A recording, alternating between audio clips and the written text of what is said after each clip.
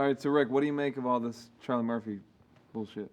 Crap, lies, fabrication, lies, all lies. So you never punched him? Charlie has a very short-term memory bank. You know, all the cocaine we did in the '80s and drinking has got to him. It's got to him. He got like 2 brain cells left. Lies. Charlie's lying like a Persian rug. That's all right. I'll straighten it out. I'll straighten it all out. Got to hear my side of the story. All right, what is your side of the story? So he says you treat him like an older brother. Yeah, I love Charlie. I always have loved Charlie. I still love Charlie. Sometimes, like an older brother, you got to go upside their head, you know. I had to go upside his head a couple times. You know, Charlie came out of the Navy, and, you know, he was young coming out of the Navy. His brother was doing pretty good in movies and stuff. But, you know, he's hanging out with the big dogs, you know. Charlie didn't know he was doing crazy things, and I had to straighten him out. Sometimes I had to go upside his head. Sometimes I put him aside and talk to him. You know, he's up in Hollywood, you know, running around in Hollywood with all the movie stars and the rock and roll stars, and sometimes he needed a smack. I had to give him a smack every now and then. But all this stuff I'm reading is like he's giving me karate chops and all this stuff. He didn't even know nothing about karate in them days. Kicking me and smacking me, and I'm crying like a bitch and all this kind of stuff. Come on now, you see Rick James crying like a? Come on now, let's get this story straight. What else? Come on now, what did he have to say? What made you punch him? You remember punching him? Yeah, I remember smacking him a couple times. I remember putting this ring upside his head one time. He wore my logo. This ring right here. But he calls it the Unity ring. But really, you know, I had 2 rings, okay? Now, the Unity ring was a round one with a point. Now, if I had to put that one upside his head, it would have stuck in his head, and it would have stuck in his head forever. This is the ring that went upside his head. It was a heart and the wings, okay?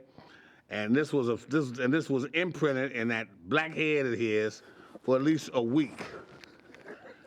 They thought he was our mascot. It was imprinted so much in his head. Because he goes, Rick James. He used to do stuff like, he used to throw Prince at me all the time. Like, he used to say things like, Rick, what if Prince walked up to you right now and said, I'm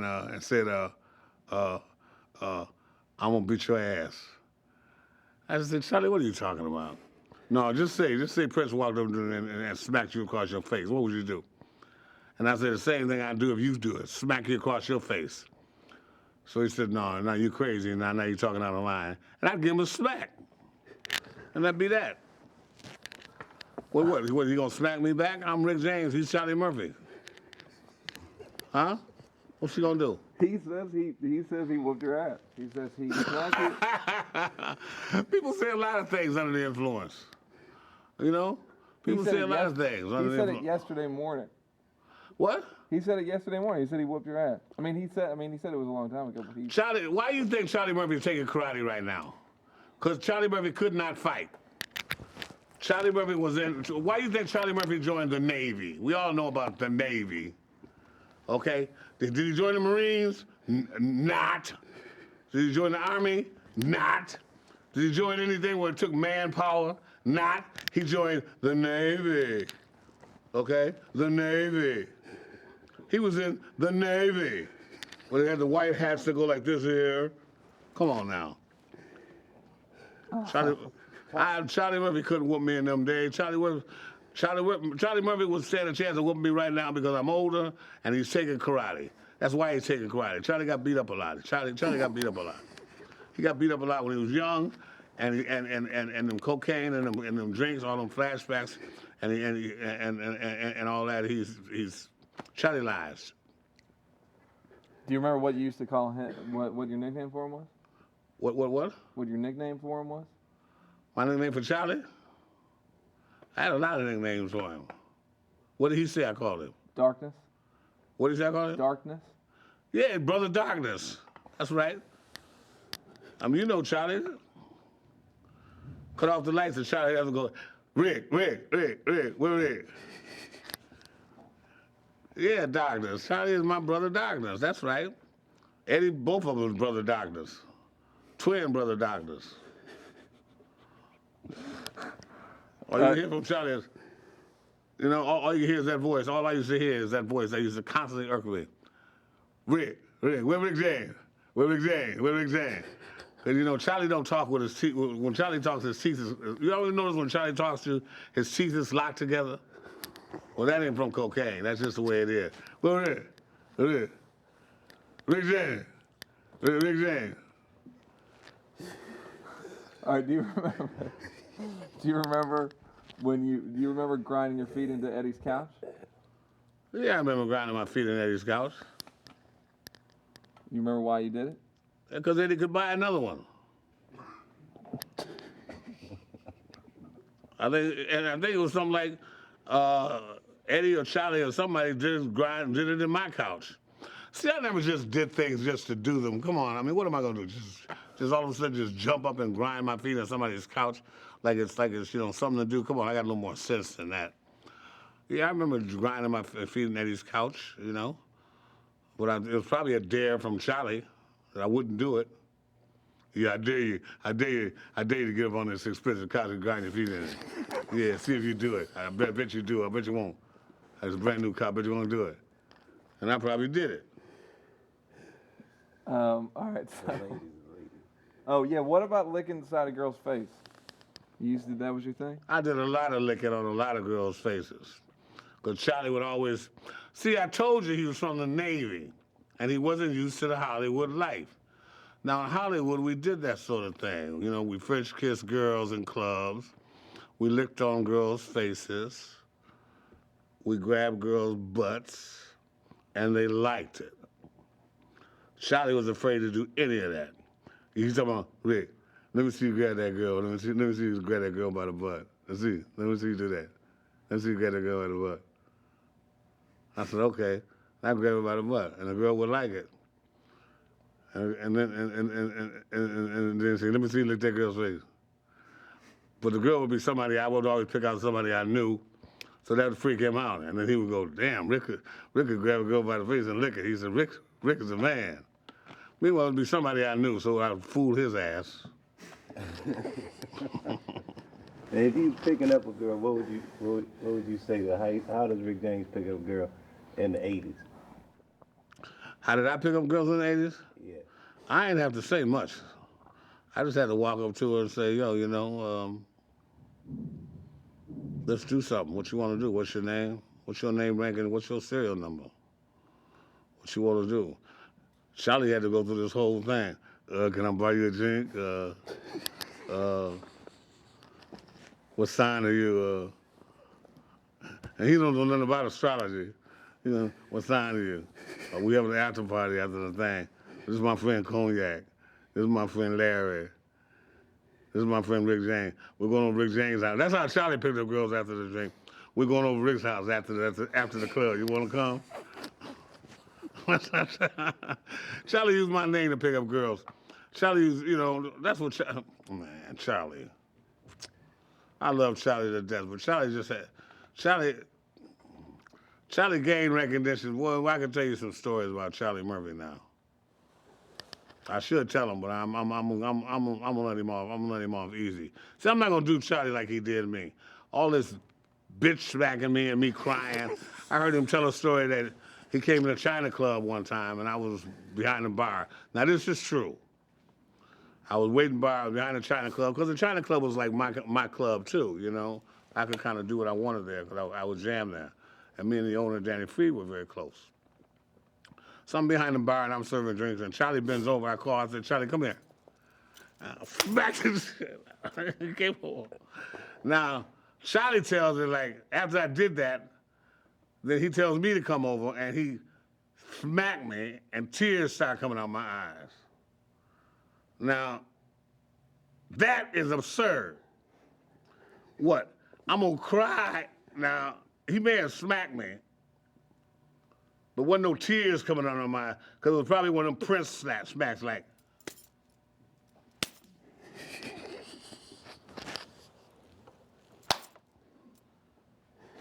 Smack me like that. Because he knew better, because, he knew I'd throw him up with him. See, we used to throw him up a lot. You know how like when you meet a brother and y'all say, like, what's happening? So what's happening? You know, what's happening, man? And one guy punches the other, next guy punches the other. Next thing, I'm throwing them up and seeing who's the fastest and who's the quickest. I used to throw them up with Charlie that way, but I was quick. Ask Charlie, he'll tell you I was quick. Unless he's gonna lie about that too. He's probably gonna lie about that too. So you're saying he never whooped your ass, he never karate kicked you? Charlie ain't, Charlie whooped my ass in his dreams. I told you, Charlie had delusions of grandeur in his head. I'm telling you what's happening. Charlie taking karate right now. My son is taking karate, okay? He's 11. This is like a late in the years for somebody to be taking karate, don't you think? My son is taking karate so that he don't get his ass whooped when he gets to be Charlie's age. Charlie is taking karate because he got his ass whooped enough when he was young. Think about it. Think about the ideology behind the whole thing. Don't you think Charlie's a little old to be taking karate? He's probably taking it with the little kids. You probably got little kids doing katas. Kick, throw punches, and dojos. Did he ever tell you the story how he gave me a kick? Yeah, he said he kicked you in the hotel room. I smacked him once, right? I gave him a smack. Another time he got a smack. This is Eddie's brother. I got to look out for him, because Eddie's my man. Eddie been out here. Eddie's out there, and I'm out there, and we hanging out. Charlie gets out of the Navy. Charlie was out on leave. Charlie gets out, but Charlie's hanging out with us. And I had to give him a smack. I don't know, I gave him a smack about something. We was throwing him up, and he got another smack. And way he tells it, like he gave me this karate kick. Yeah, he gave me a kick all right. It was like this. He gave me a kick like, he came running across the room and said, And that really hurt, duh. He'll tell it like he gave me some kind of Bruce Lee cross kick or something, Yeah. Charlie whooped my ass. Oh. That imprint is probably still on his head from this ring. That's why I wore this ring. I wanted him to have memories of it. Because every time he looks at this ring, he remembers that imprint that stayed on his ass for a week. Can you imagine walking around with a heart and wings on your forehead? Can you imagine that? Think about it. Not a pleasant thought. And then how did you get that heart and rings?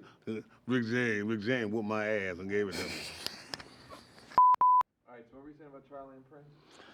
There's this story that goes around Hollywood to this day about this basketball game that went down by this little short androgynous skirt, high heel, fishnet stock going,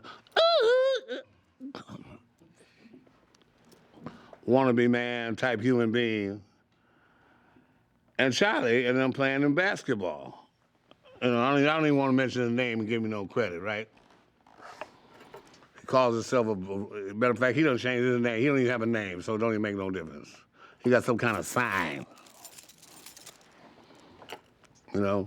Anyway, Charlie done played him some basketball. This I'm just showing you where Charlie and them is at. I'm showing you all this masculinity that beat Rick up. Okay? All this masculinity we talking about. Now he played this little thing who ain't 4'9", some basketball.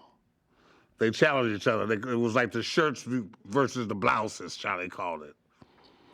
Do you know that this little thing beat Charlie and them in high heel stilettos? Can you imagine? And then went and made pancakes for him.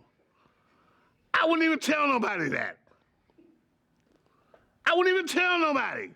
And Charlie was talking about, we played physical basketball, and he went and beat us. And we called it, he said he was whipping all over the court. We couldn't stop him. He's like Alvin Iverson. Alvin Iverson, my ass. I would have tripped that little sucker up so bad, that little, shit. He would have made it to the hoop. He would have played another gig, I would have broke him up. So I would have broke him off something so hard. But that's what I'm talking about. That's Macho Charlie for you. He probably slam dunked on Charlie in his face. 4'9". How could you imagine a 4'9" beating a 6'1" brother? Black Nubian king, a little 4'9" androgynous wannabe, don't know what color he is, beating Charlie in basketball. I was so ashamed of Charlie I didn't even talk to him for 2 years. Pitiful. So every time I see Charlie, I go, ooh. Just to let Charlie know I remember it. I want Charlie to see this ring. I want him to know this ring is the part of his life. It will always be a part of his life. And when he gets his purple belt or his blue belt or black belt, I'm gonna go upside his head again, just to see if he learned anything from that karate. And I bet you I put another engraving on his head. Charlie said, what's your opinion of going too far? Going too far? I think going too far is drawing blood from a friend or embarrassing a friend in front of his old lady, or hurting a friend where they have to go to the hospital, or something like that. You know, if I think suckering a friend with your fist. See, anything me and Charlie did to one another, whatever we did to one another, you know, whether my memory banks recall it right, or whether his memory banks recall it right, whatever we did open-handed. Other than the ring part. I mean, but that was an accident. I mean, you know. I mean, well, that was an accident. If I would have hit Charlie and say knocked out one of his teeth, that would have been Rick going too far. Charlie would have said, well, you're going too far now. But his tooth would have been knocked out, see? So I would have gone too far. You know, if I would have busted his eye where his eye was hanging out the socket, you know, he would say, well, Rick, you really gone too far now. You know, my eyeball hanging out my socket. See, Rick? Now, what you gonna do? What you gonna do? What you gonna do? You gonna fix it? Is your insurance gonna cover it? He'd come with some old crap like that. That's going too far, man. He said back in the day, he used to have ladies do whatever you want. He see in the hotels where you had like as many girls you want, and they do whatever you want. Well, what was he doing? Twiddling his thumbs? Charlie had a reputation. Charlie was told by some people about women not to even go to leave, for Charlie to leave him alone. This is so long ago though, and we used to keep them for like weeks, and we would keep them for as long as we wanted and have our wicked way with them. And next time you saw the women, their hair would be all scraggly, torn apart, and their dresses would be coming off, and stockings would be torn. Where you been? With Charlie Murphy? With Charlie Murphy? Did you have fun? Yeah, I had fun. But what happened? He told us to leave. He threw us out. He got 3 bones. Yeah, Charlie used to go through them like cornflakes. But of course, I'm the bad guy here, so it's probably me.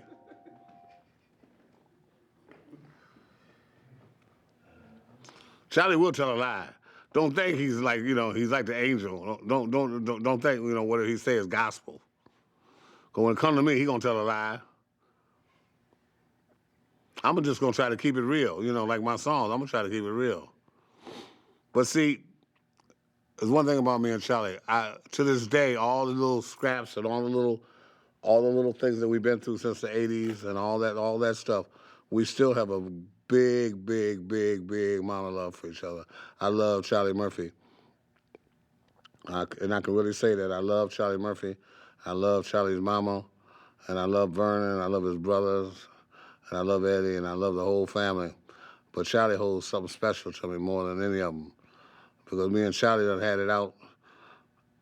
With as much as me and Charlie done had it out, you would think that 2 people would never even talk to each other no more. Because most of the time, the way we done went at each other, basically 2 people would never even want to be around each other. But we'd have it out, smack each other upside the head, smack each other in the face, punch each other in the chest, kick each other. I mean, can you imagine 2 grown men doing this? Cocaine's a hell of a drug. And we say, well, the next thing you know, we hugging and having a drink.